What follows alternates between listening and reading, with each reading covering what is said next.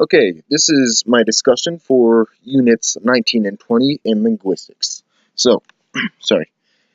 First thing, there are three different types of verbs. There are plain, indicating, and depicting. Well, three different types of verbs in ASL. Uh, the first one, plain verbs, are produced in a static location that cannot be altered without changing the meaning of the sign. It's like bored, um, summer, if you change the location of the signs, summer, that becomes dry. Eat, if you change it, I don't even know what the heck that could be. But if you change it, then the meaning of the sign is completely changed. Enjoy, forget, you. There are just some signs that you cannot change without changing the meaning. Most of them, really. Then the second one is indicating verbs. Indicating verbs are more dynamic than plain verbs. They move toward specific people, objects, or spatial locations. Like give, tell, let's see, inform, pick on, send. They are directional. They go toward a specific place, person, object. It is for that thing specifically. Like, I'm giving you this. I'm telling that person this. Then next are if I can find them, there we go, depicting verbs. Final category of ASL verbs, depicting verbs. What distinguishes this category of verbs is their ability to convey two types of information.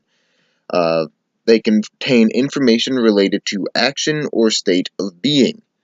Signs like this would be vehicle drive by. Here's the classifier for vehicle drives by. I completely forgot to mention. Nope, one page further back. There we go. Excuse me. We have found the.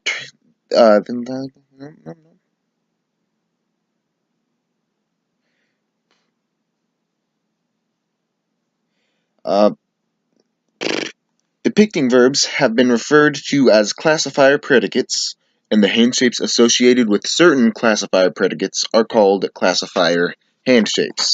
That took me a while to find. So, person, instead of saying person walked by, person, he walked by. That is a classifier for person. This is a classifier for vehicle. There are a whole lot of classifiers. It's just taking the place of an object, really, making things a whole lot easier. I already gave the examples for that. Those are the three main verbs. No, those are three types of verbs in ASL, rather.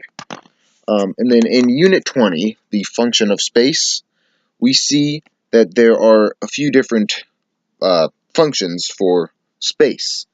Some are phonological, that is, they are a basic part of how the sign is produced. Bored, forget. If you change those locations, it's not the same sign anymore. That's just how those signs are made. Let's see. Some functions of space are morphological in that they are concerned with building new signs. And then, still other functions of space are syntactic, that is, they are concerned with the structure of sentences. It's honestly amazing how you can, many interpreters out there, use their signing space in so many different ways, and it's awesome to be able to watch them and just study what they're doing and be able to pick up some new techniques, I guess you could call them.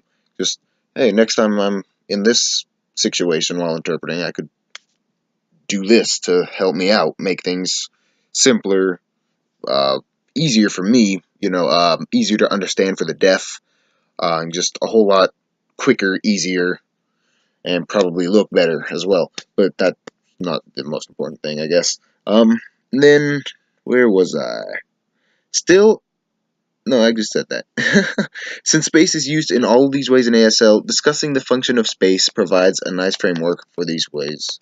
No, for reviewing many of the concepts that are introduced in previous units. Sign space can do so much for the signer. Like I said, it's They are a basic part of how the sign is produced. They make new signs. They can form sentences. They can show you just a whole lot of things. For example, board is signed at the nose, feel is signed on the chest, diaper is signed at the waist. If you change any of those, if you put board on the chest, the location is important for these things. That's pretty much all that I got. Sorry that it's really late, but yeah, that's all I got.